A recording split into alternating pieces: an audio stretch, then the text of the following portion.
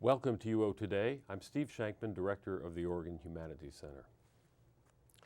Our guest today is Paul Slovic, Professor in the Psychology Department and the founder and president of Decision Research. Paul Slovic earned his BA at Stanford and his MA and PhD at the University of Michigan. He's the author of numerous professional articles and the co-editor and co-author or author of 9 books, including Perception of Risk, published in 2000. He studies judgment with an emphasis on decision-making under conditions of risk. His most recent research studies psychological factors contributing to apathy towards genocide. Thanks very much for being with us today. Thank you, Steve. Nice to be here. So, decision sciences and risk management and that sort of thing. How did you get involved in this particular area? Just by chance, so to speak. When I applied to graduate school, I was given a job working with a professor who was doing research on choices among gambles. Not because he was interested in gambling, but because gamble represents the kinds of risks that we might, in an abstract way, risks we might take in everyday life. It has probabilities of winning and losing and outcomes of gains and losses, and he was studying how people think about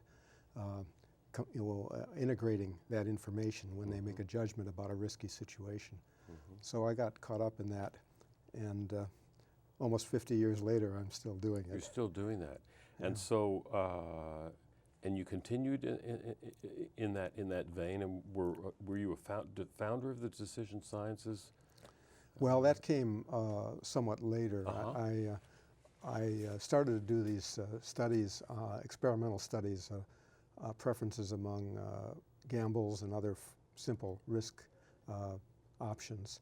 And I did that as a graduate student, and then I finished and I came to Eugene and started working at the Oregon Research Institute and followed in that vein.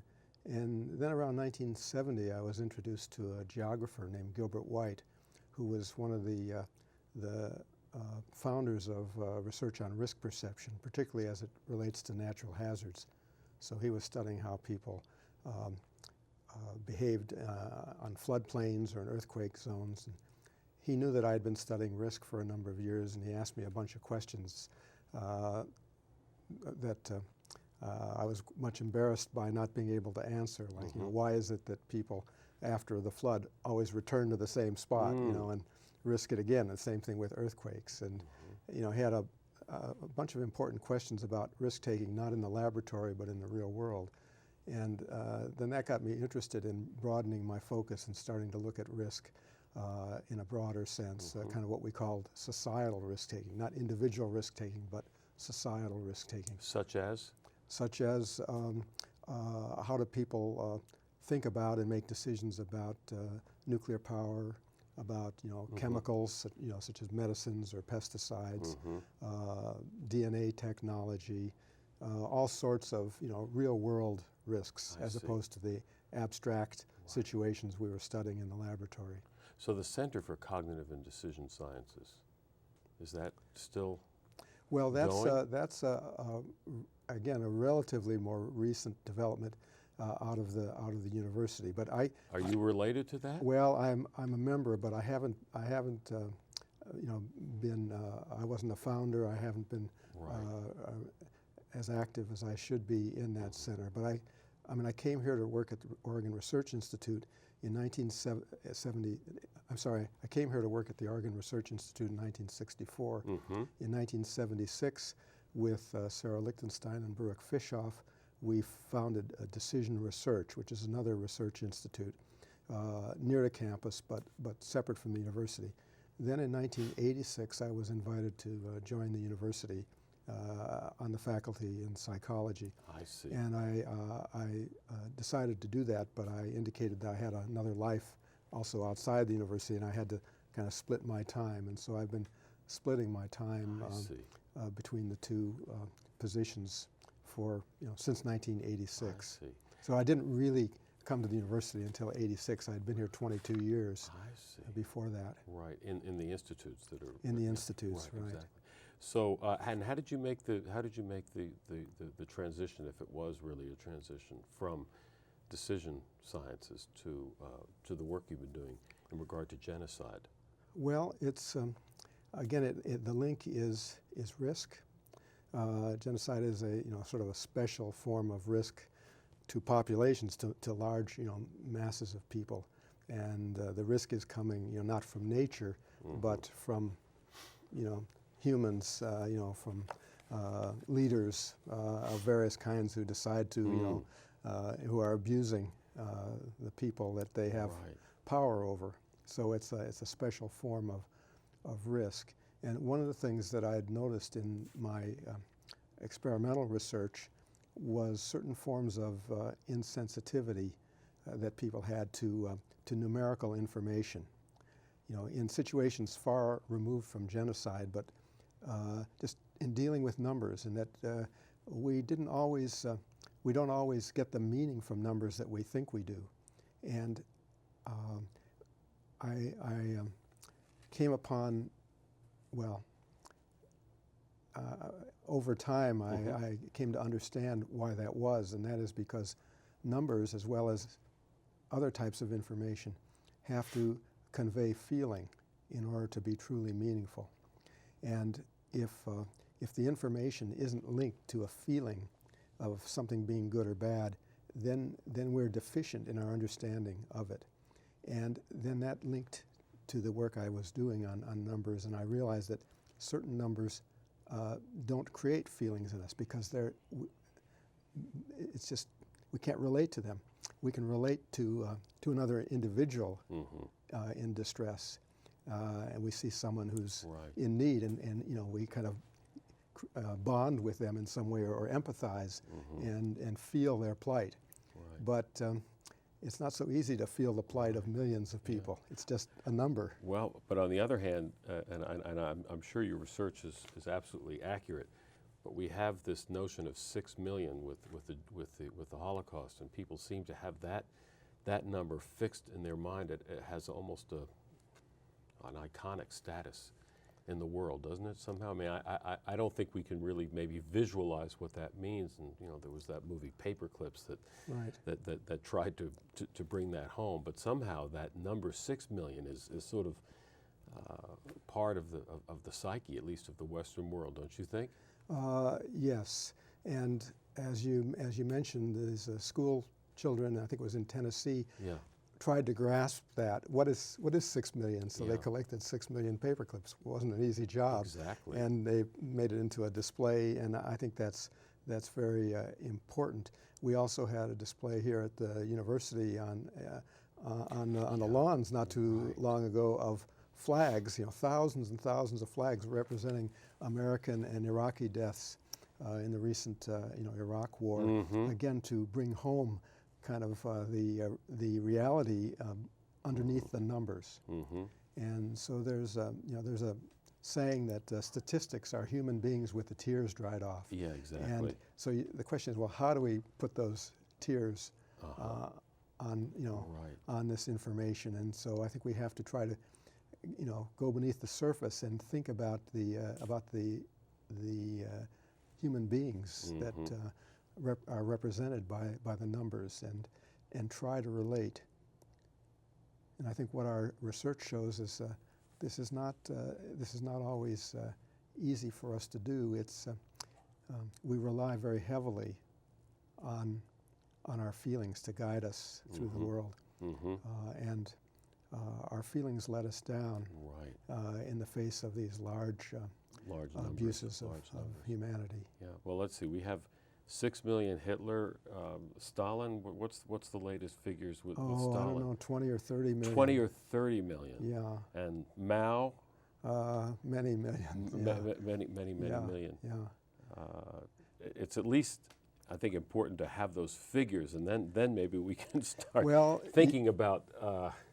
Yes, because I mean, one of the things that we've learned in the that cognitive psychologists have learned in the last decade or two is that we have two ways of thinking when we try to deal with the world.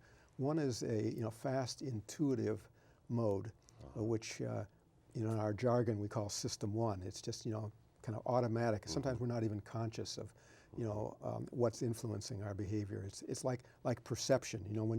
When you make decisions when you're driving, you're not really, analyzing in any certain way. You're just kind of reacting to cues and conditioned responses and so forth. It's fast and smooth and automatic. That's system one. And that's what moral intuition, we can think of moral intuition as being this kind of smooth, automatic response. Does something hit us as, moral, immoral, outrageous, whatever. It's a fast response. The second way is this more thoughtful, deliberative, reason-based kind of thinking. This is what we're taught to do in school, and where we step away from our emotions and our feelings, and we analyze something logically. And so these two systems are constantly interacting in our brain. And the second system we can call, with regard to things like genocide, moral argument or moral reason.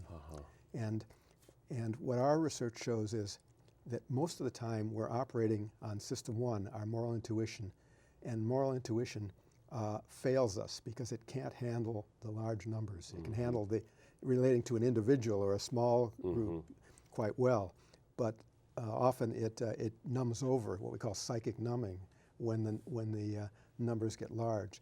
And then we need to invoke moral argument and moral reason, which we're capable of doing if we make the effort, which would tell us that if we value an individual life very highly, and we certainly do. We do a lot of things in our society, in medicine and public safety and in charity, to relate to individuals in need. And we like to think of ourselves as compassionate and caring about individuals. Well, if we do that for the individual, shouldn't we respond proportionally more strongly when there are hundreds of thousands or millions of individuals in need? And if we rely on our system one, our moral intuition, we won't, because we can't feel that number as strongly as we feel the individual. But if we step back and think, logically about it, we realize this is, we should never turn away from needs that are this great. Let me ask you, this is a little, not exactly off the topic, but I want to explore some of the things you just mentioned in a moment. But I want to go back to this, this 6 million. Somehow that number, as I say, means something. And can you tell me why psychologically when that number 6 million means something, and that yet when you and I spoke about Stalin or Mao, there's somehow they're greater numbers of people, and yet somehow we haven't fixed on one, and we don't really have as strong a moral reaction somehow to that, even though the numbers are much vaster. And I'm wondering whether that's something that you may have addressed when apparently you were at Auschwitz fairly recently. Does that help us at all in dealing with these disasters? The fact that somehow that number 6 million does have an emotional,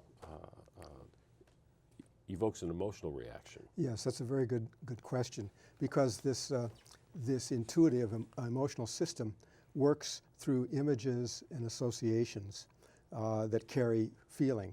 And there are a lot of images, and by images, it's not just visual images, it's narrative and other forms of information that are linked to the 6 million. So most of us have seen movies about World War II and the Holocaust. We've read books like Elie Wiesel's Night or Anne Frank's Diary of Anne Frank.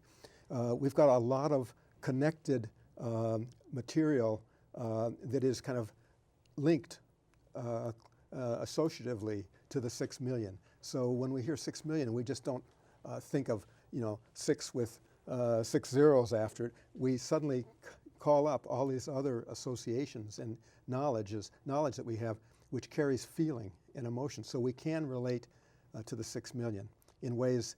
We have most of us have less information, specific information about what was done under Mao or Stalin, and so there we're just looking at the number, and again, the fact that the number is bigger that's the whole problem. We don't relate to it, so it doesn't matter if it's 20 million, 30 million.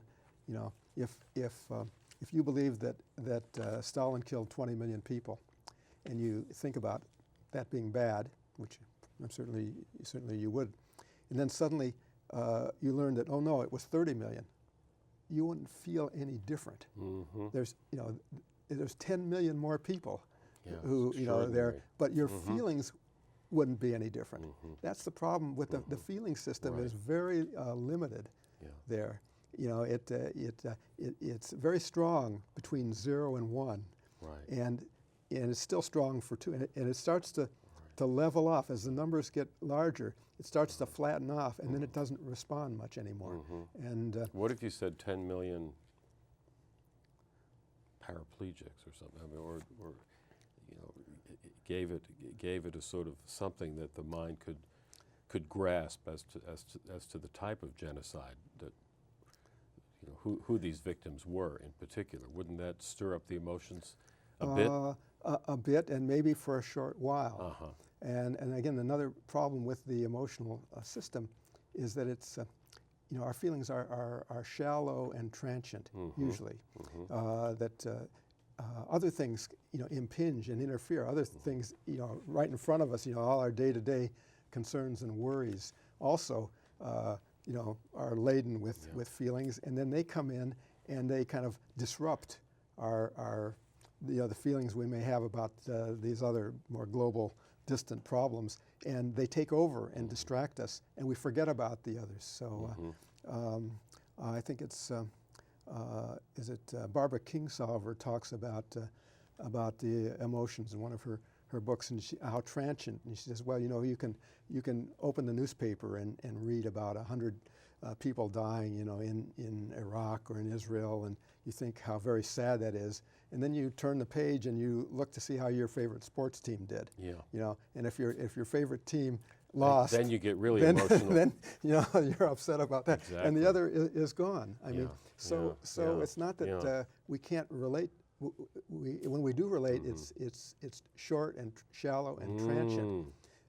On the other hand, if we step away from that shallow intuitive response and think, you know, logically about it, we can make a commitment, you know, to not ignoring these problems, you know, and that's why it's important to create laws and institutions that force us to deal with these things in a way that is true to our values. I mean, I think our values are that you know, we value the you know, the preservation of life and, you know, and humane treatment of people, but we need to have kind of a system of laws and institutions that hold us to that and don't let us turn away when our football team loses a game or something. Okay, that can happen, but then these laws are more permanent and they don't go away,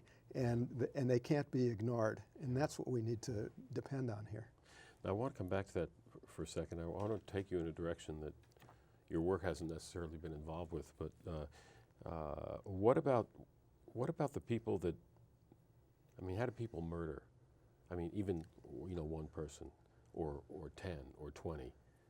What happens there in terms of the larger notion of psychic numbing? How is it possible, assuming someone is mentally, you know, sane, which I guess that's a very difficult judgment to make. Well, that's another important question. Obviously, it's you know, the perpetrators of these things, and for when it's kind of, you know, everyday criminal or you know, abusive behavior. There's a lot of reasons, and people get angry and they lose control. Just say a hitman, or say a you know, somebody like that. Yeah, well, a hitman is paid. Right. They you know, they apparently value the money more than they don't. See. But I you know, I don't quite. There's a lot of different reasons why it happens at that level. But I think if we go back to genocide, now I think your question is important. That is, who is it that commits, that does the killing in genocide? And that's actually been studied quite a bit, because to kill 6 million people. I mean, it wasn't Hitler or Eichmann or Himmler or Hess who did this. Right. I mean, they were at the top, but it took. Not according to David Irving, but most other people. Yeah, it took I don't know, hundreds of thousands of ordinary people to who got their hands bloody there. Right. And these are not abnormal people. These are and what has been learned about them is that these are just regular people who have families, who are nice to their children and other people. But it was the system that converted these ordinary people into mass murderers. And there's a lot known about that. And one of the elements there is to dehumanize the target population. So again, it's getting into this system of feelings. And the numbing, and Hitler and his colleagues were very sophisticated in figuring out how to do this. How to make the Jews, for example, be not really human. They were viewed as vermin, rats and less than human. Same thing in Rwanda, where the Tutsi population, the Hutus were taught to think of the Hutus were taught to think of the Tutsis as cockroaches. That was the mainframe, cockroaches. Yes. And usually there's always that kind of dehumanization element. That's only one of many ways in which these ordinary good people are turned into murderers. Yeah. Now, did you talk about what did you talk about at Auschwitz? I know you were there fairly recently. Yes, there were actually 3 excellent presentations on this other question, on the perpetrators. And I spoke about the other end of it, the apathy that good people and their governments have towards genocide. So after World War II, the Genocide Convention was created and drafted and passed through the UN and member countries over time, which was designed to stop things like the Holocaust from ever happening again. But what we have seen is that there have been numerous instances since then of genocides. And in every case, the response of the world and the peoples of the world has been minimal. There isn't rarely any intervention. Not the outrage. People turn away. And I was influenced a lot by Elie Wiesel, who came here to I don't know if you were here at the time, but I think it was in the 70s. He came here at least twice and gave presentations here. And of course, he's a survivor of the Holocaust and has dedicated his life to keeping the memory of the Holocaust alive and getting people to act in ways such that this would never happen again.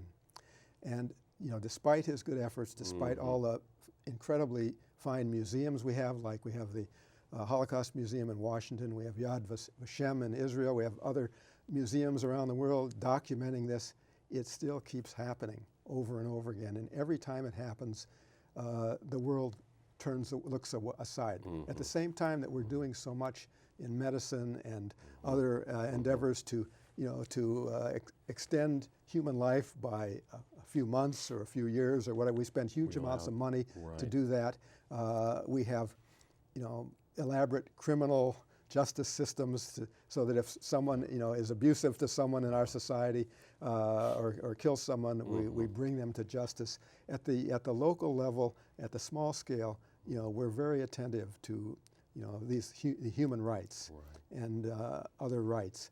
At the international level, at the mass scale, we just turn away and we seem impotent. Yeah. Well, in the just a couple of minutes we have left, I'd like to just turn to the Darfur. So if you want to give us some sense of why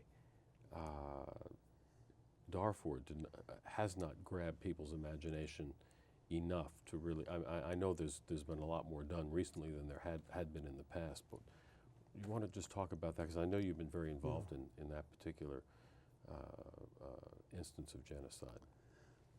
Well, I think there are many reasons why the nations of the world don't intervene in these genocides. It's not any one thing. It's a number of factors all coming together. And I mean, I look at the psychological factor, realizing it's only one of many. And there, it's again, we don't have any strong connections with the people there. We're not getting much media coverage. You know, it's been shown that the media have been focused on Iraq. Very little coverage of what's going on in Darfur, even though it's been going on for more than 5 years, hundreds of thousands of people killed, millions displaced. There's a lot of news. You can find it if you work on the internet. You work hard to find it on the internet. It's not in the mainstream media for whatever reason. So we don't have that information coming that we need to make the connection. We don't hear about or meet the people there telling their stories, which are horrendous. Why, though? Why? I don't fully know why the media don't. The media think that we're not interested, the public's not interested, but we're not interested because we don't have the information. Is it that the narrative is is too complicated to tell? I mean, is it that somehow the Arabs and who are not whatever skin color, does that have something to do with it? I just wonder whether the narrative is somehow not. Well, I mean, first it's happening in a distant land to people of different race perhaps. I mean, that's part of it. But in a basic way, the narrative is not so complicated. It is a government that was that took control through force, that is not representing the people, that is amassing great wealth and power for their own benefit and not sharing it with the people of the nation, and is committing mass atrocities to keep their power, to teach the people in the outlying regions not to mess with them. With such by reacting so brutally to any threats to the government that no one will dare challenge the government, so they can stay in power forever. Yeah. That's a simple story. Yeah. We'll have to have you come back and go into Darfur in more detail, but this half hour went very quickly, but we are actually at the end. Well, okay. Thank you very much, I'm sorry Steve. to have to cut you off just as we were getting going there. You asked good questions and got me going. Another time. Yeah. Thanks very much for being with us. Thank We've been speaking with Paul Slovic, professor of psychology and founder and president of Decision Research. Thank you for watching.